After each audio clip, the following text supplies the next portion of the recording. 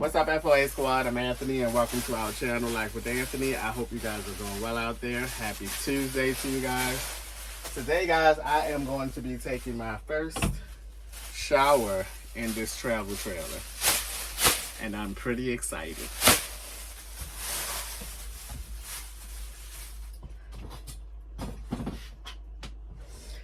And then after I shower and change clothes, I'm gonna go ahead and get this kitchen cleaned up because I did fix myself some breakfast this morning, some grits, and I fixed some sausages as well. So I'm gonna clean my dishes, but first I am going to take my first shower in this travel trailer.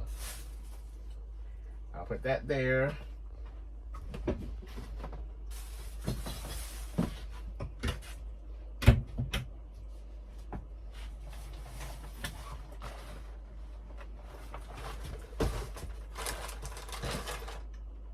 Okay, this is the new one here. I have an old one that's opened already, but I'll go ahead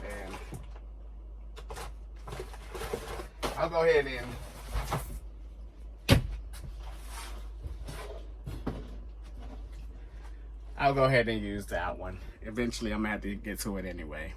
So let's take our first shower. Got my clothes right here that I'm gonna put on after I finish showering. So let's get to it. All right, let's take this down.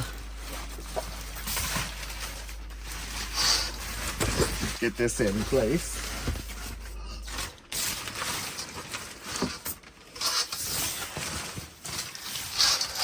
All right, let's turn this on.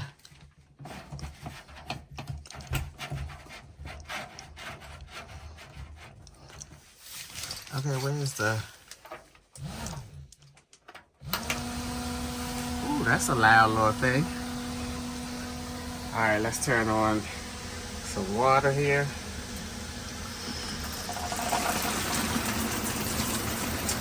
Okay, turn that way.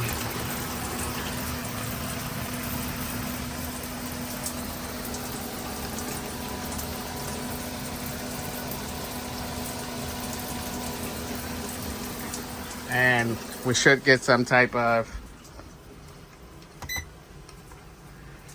indication here that the hot water is on if I turned on the correct nozzle.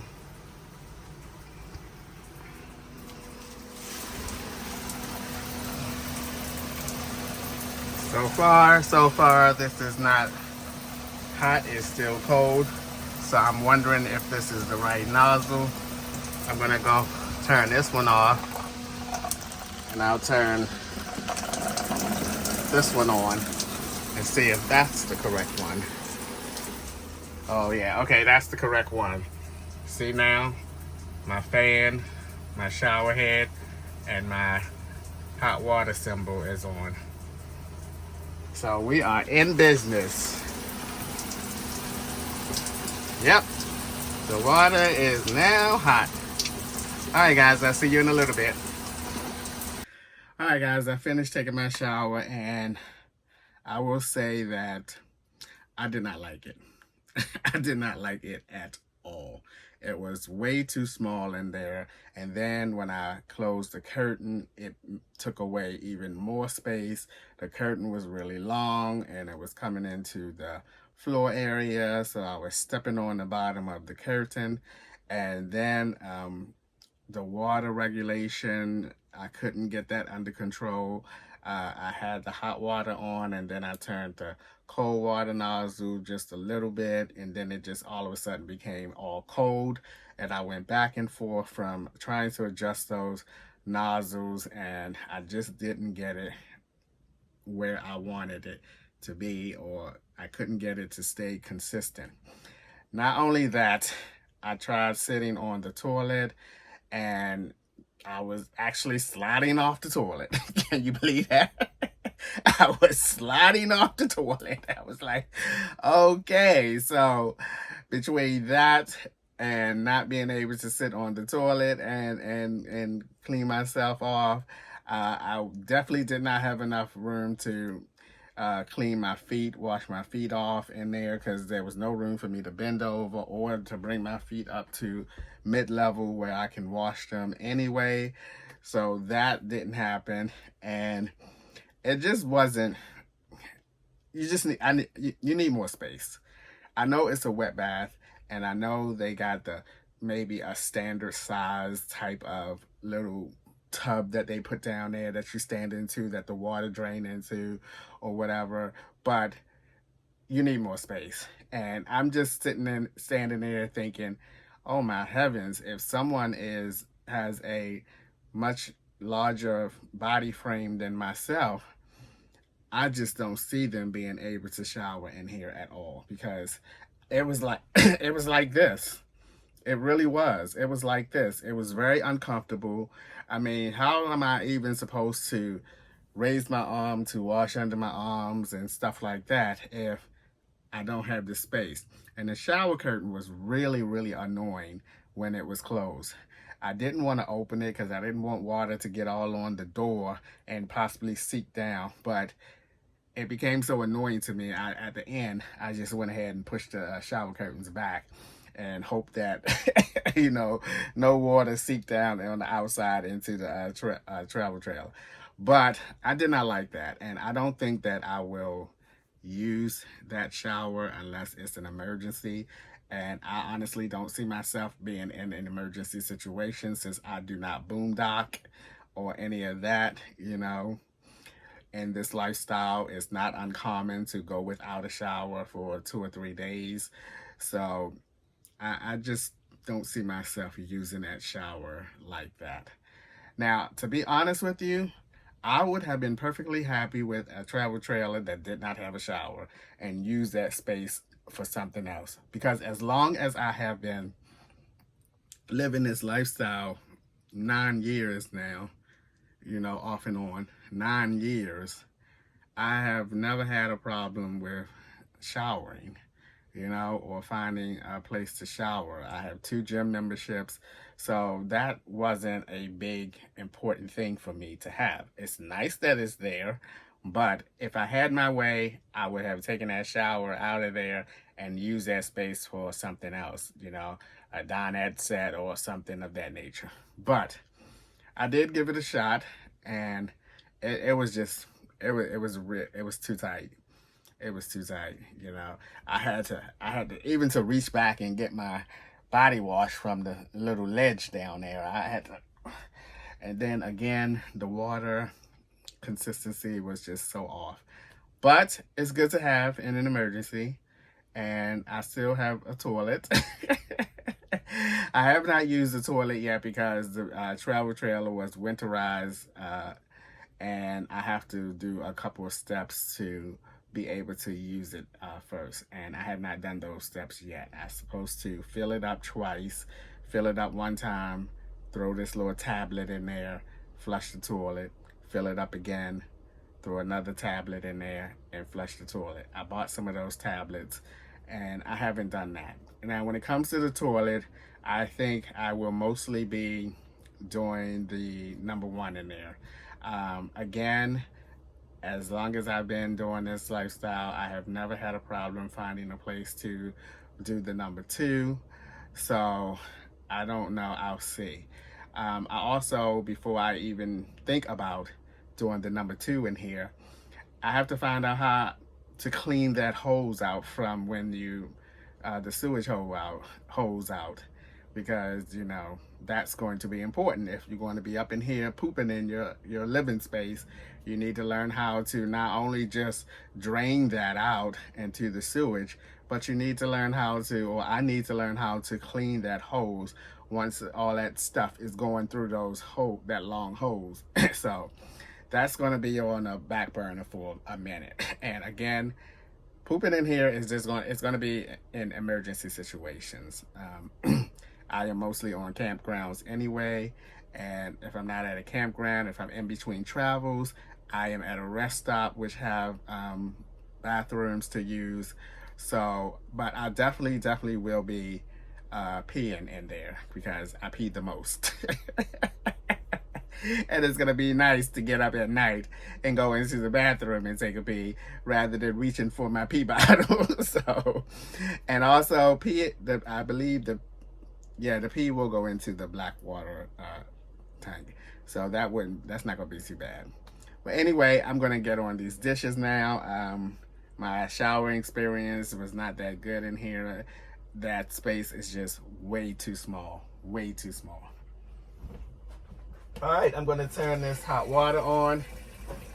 I'm gonna get these dishes out of the way so that when I cook my dinner tonight, I don't have to wash dishes first and then cook. Got all my little 3 symbols up there.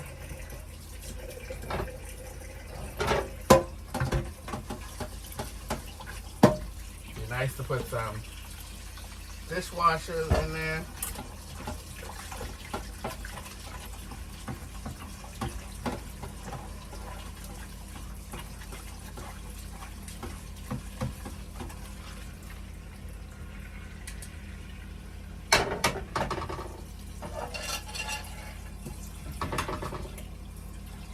I'm not really feeling this copper pan that much no more.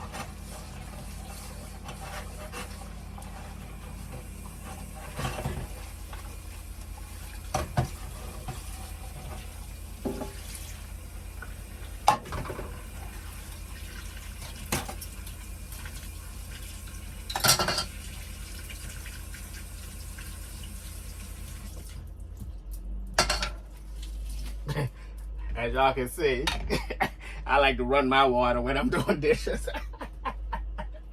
I do.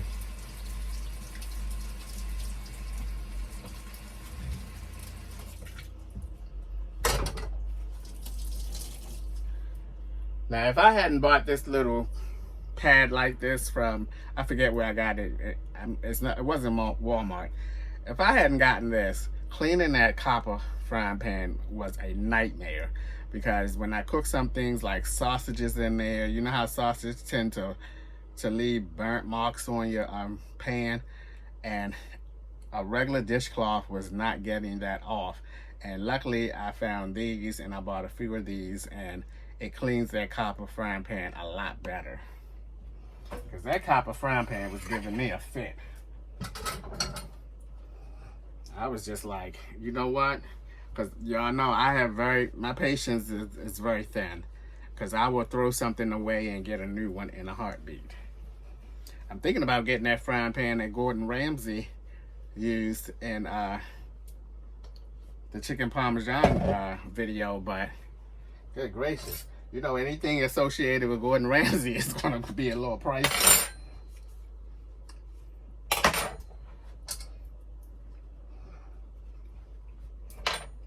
Oh, guess what, y'all? Guess what? I'm going to be keeping my travel trailer here at this campground when I go back up north and go on my trip in January. So that was good. I spoke with them, and I'm coming back to this campground on December the 22nd and through the 28th, because they booked up after that for New Year's. So I'll leave my travel trailer here, and then I'll make my way back up to Baltimore, and that's where I'll fly out for my next international trip. So that was one of my concerns about you know, having a travel trailer. Like, where would I put it or keep it whenever I want to go somewhere? So they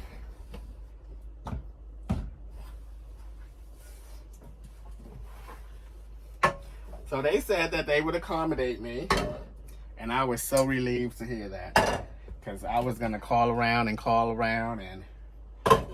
try to find some place to keep it. But it's nice to know. But during the winter months, I am down this way anyway, more than, you know, I'm not up north. I'm down this way. All right, I think that's it. I fixed me some grits. I got to get me some more grits. All right, so let me reposition you guys, and then I'm going to talk to you guys about some other things and show you guys some things on the outside, and we'll get that done. All right, I'll face you guys this way because I don't want to show y'all my unmade bed. Okay, I've had this travel trailer now for 7 days. 7 days. And I actually been at this campground for 5 days now. So I've been, living in it for the past 5 days, and there were two major things that I forgot how to do when I got, one I forgot how to do while I was on my way down here because I was still in cold weather, and I stayed at my very first Cracker Barrel. I've never stayed at Cracker Barrel, and I did not know this particular Cracker Barrel had like RV and bus spots behind it. I was like amazed. I was like, oh man, this was great. I just pulled up in one of those RV bus spots and got everything all set up and went and came back here, and I slept for the night here at Cracker Barrel. I do see a lot of van lifers stop at Cracker Barrel. I don't know if that's the norm at Cracker Barrels, that they have these RV bus spaces in the back of them, but it sure was a relief, and I slept really well. But it was cold then, so I wanted to try out the furnace while I was there. And lo and behold, when I came back in here, I had forgot how to turn the furnace on. Now that orientation that guy gave me, it was a lot of information. I know some of you was like, oh, record it or film or write it down and all of that stuff, but it was cold in Baltimore that day. The guy was cold. He was all bundled up. And, so I ask a lot of questions, but, hey, I forget things as well. So anyway, when I got to the Cracker Barrel, it was cold. I said, oh, let me turn this heat on for a minute, And lo and behold, I forgot how to turn the freaking heat on. I forgot how to turn the furnace on. Because let me show you guys something. All right, this is the thermostat for the furnace. It has this top nozzle. Now, this is an old school thing. This reminds me of the type of furnace thermostat that we had in a home that I lived in when I was growing up. And then it has the switch right here that you can adjust to your temperature settings and everything. Okay, well, this was only a 2-step process. Well, actually, this was only a 2-step process. But here's where I came across the problem. This top one here, it was so hard to move from this side to that side and then move that one from that one. And I remember during the orientation, that's what he told me to do. But he had already had the heat on, so I wasn't able to do it on my own. When I got down to the travel trailer at the dealership, he had the heat on because I told you it was cold up in Baltimore. So I didn't get a chance to do it on my own. Had I done it on my own, I would have said, is this supposed to be this hard to move or something like that? But anyway, so when I attempted to do it on my own at the Cracker Barrel, it was so hard to move over that it felt like I was going to break it if I was forcing it, if I tried to force it. So I said, oh, Anthony, leave it alone because you don't want to go breaking anything already. So I gave them the dealership a call the next day. And he walked me through it, and he told me that this top one only moves over just a click. It doesn't go from there to all the way over here. It just moves over a click like. Did you hear that? See, listen. It just goes over a click. And then you bring the bottom one all the way over. And you hear the furnace come on?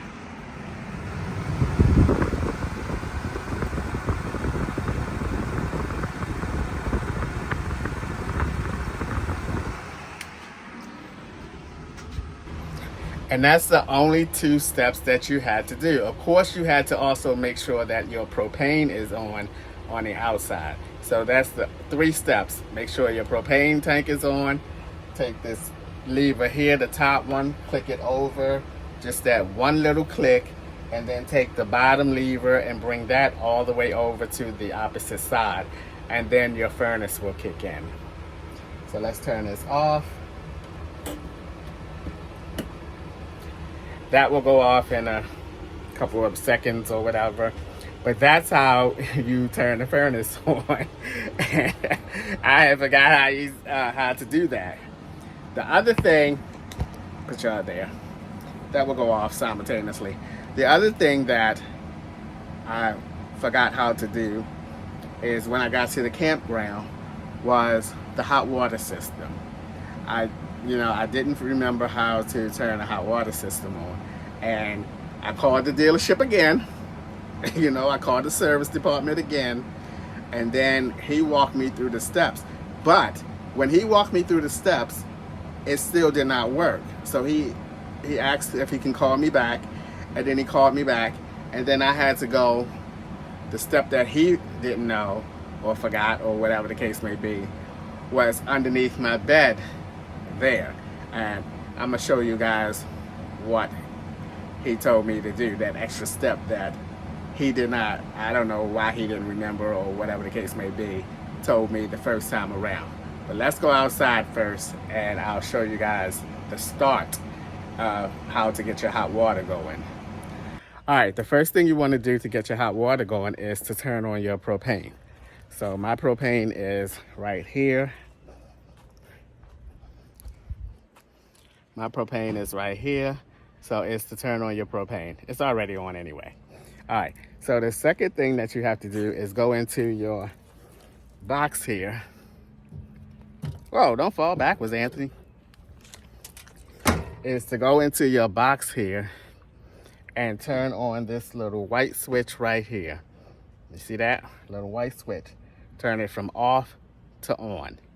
So those are the two things that you have to do first from the outside. All right, guys, I did forget one step over here where the furnace box is. And that was, when you first use this, you want to drain the air out of the system. So what I did was this lever here, I don't know if y'all can see it, but it's a lever right here. You pull it down until water starts coming out. And when water starts coming out of it, that's when you know the air is out of it. Yeah. It's a little lever here. Let me show you guys up close. That's a little lever right here. I pulled it down until water started coming out of it. And that's when I knew the air was out of it. I saw that on a YouTube video. All right, then you come back on the inside.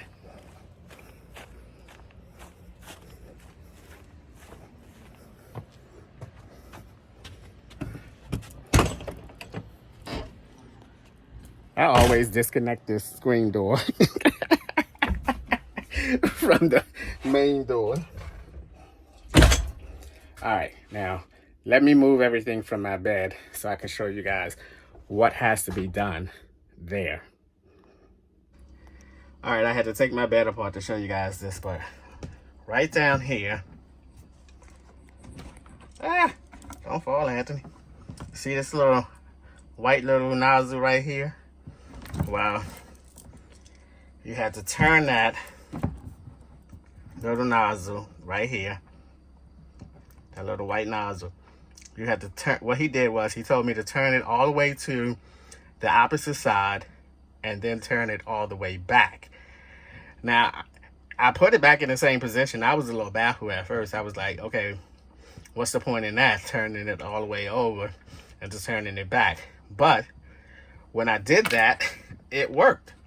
So I don't know whether it was kind of like a rebooting thing, you know, with your computer. When it doesn't work, if you reboot it and turn it back on, it works. But anyway, since I got this open, this is where my fresh water tank is.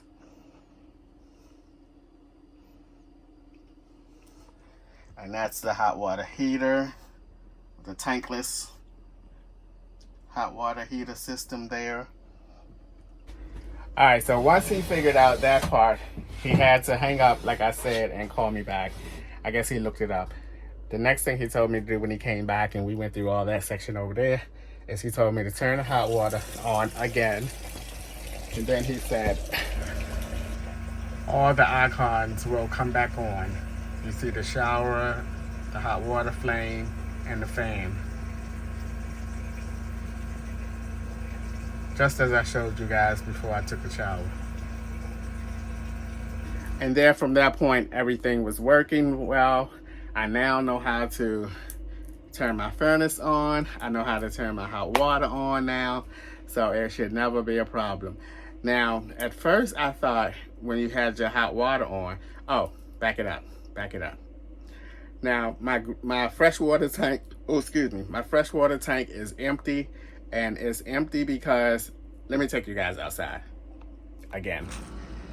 It's empty. I did not have to fill my freshwater tank up because when you are plugged into the city water connection line from the campground, it bypasses your freshwater tank and goes directly to either your shower or your sink.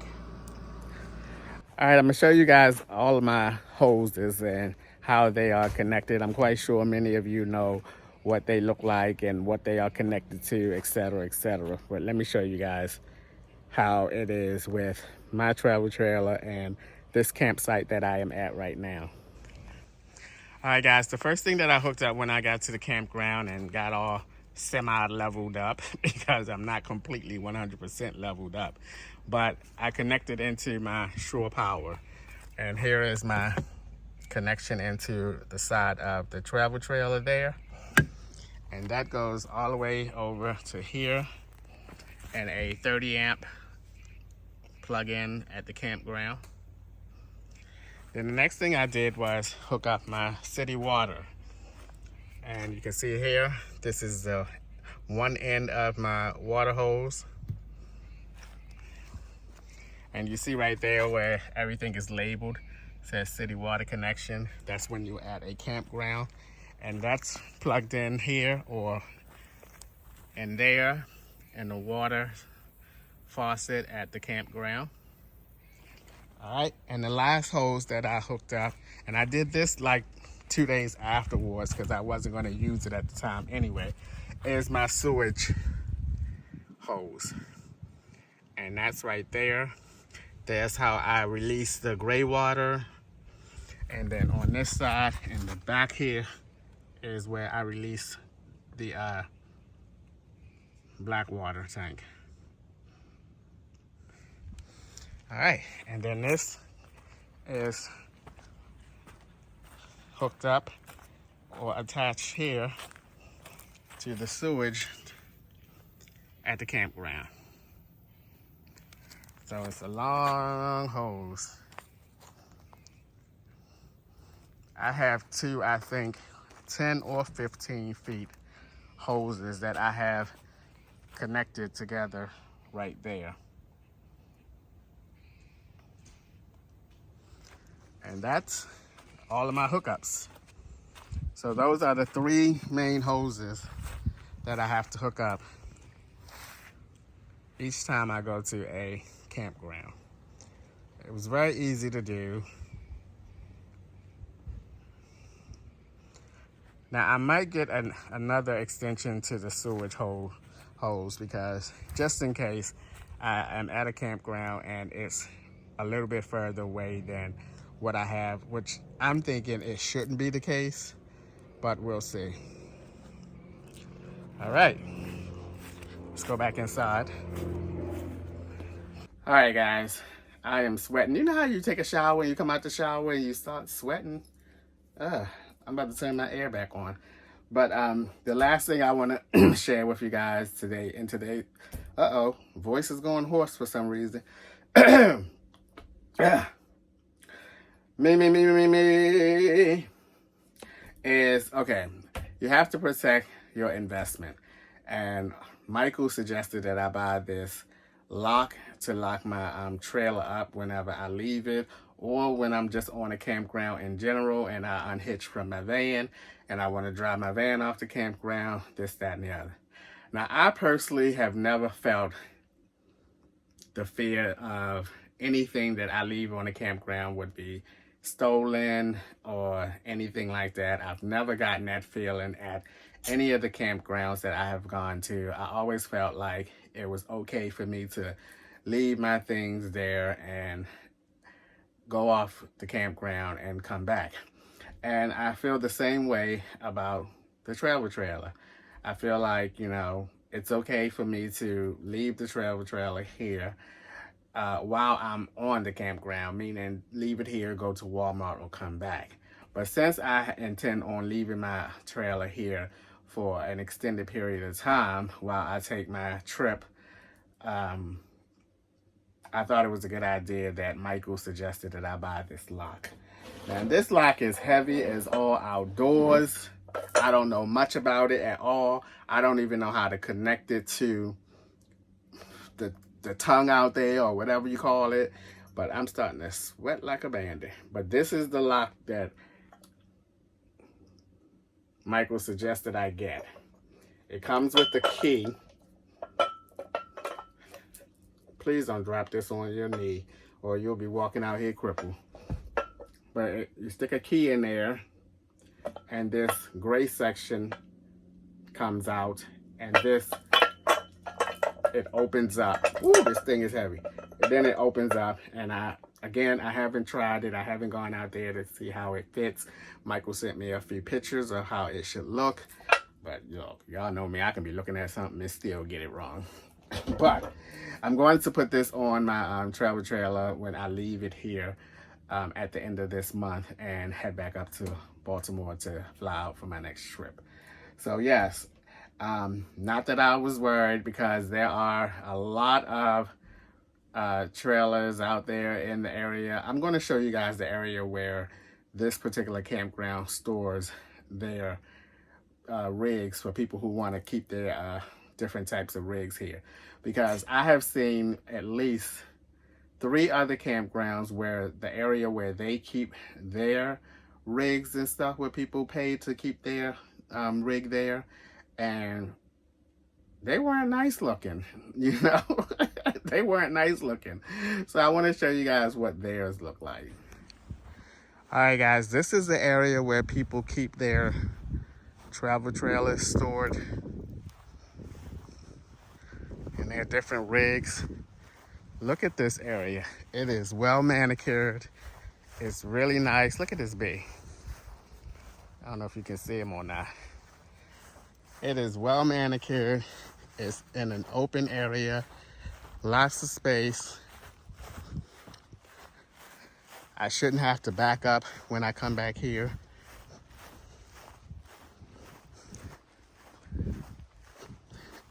It's not overcrowded.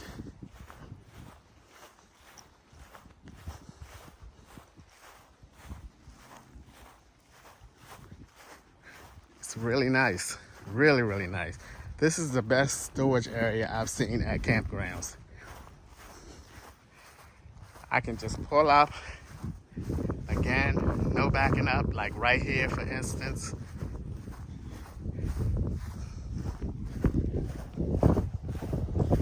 This is really nice. Let me see if anybody have like a locking mechanism on their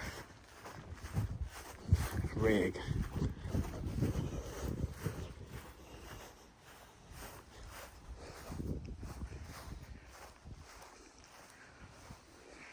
Nope. So far, I don't see anybody's rig locked up, because I believe that yellow lock goes somewhere like right here.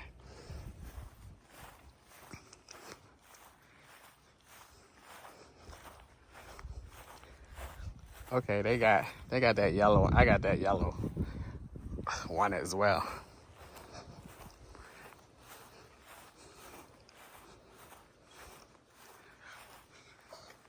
See, people trust their rig to be here.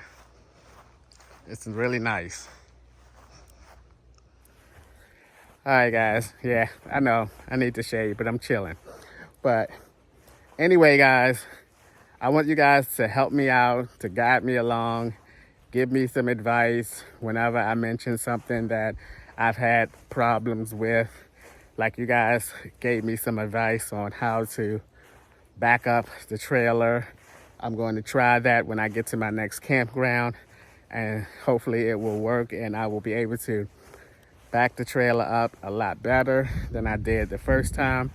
But every time you buy something new, of course, there is a learning process, and that's where I am right now. I'm loving it, not complaining about it at all.